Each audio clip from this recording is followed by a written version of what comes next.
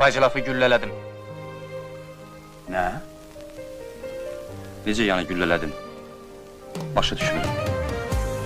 Nahaq tələsmisən əziz. Əvvəl-axır o bizə Satqının adını deyəcəkdi.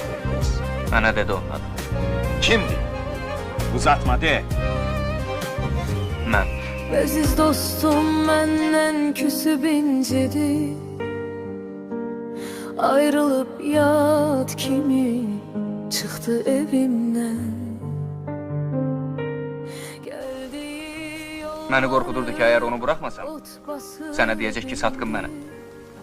Biz fikirləşməyib. Keçmiş müsavat zabitindən nə desən gözləmək olar. Ey, nahaq tələsmisən əziz. Sözümü saxlayamam. Necə dillənim, dost gedib özümə gələ bilmirəm.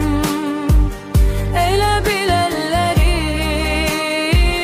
yox olub mənim, gözümün yaşını silə bilməm.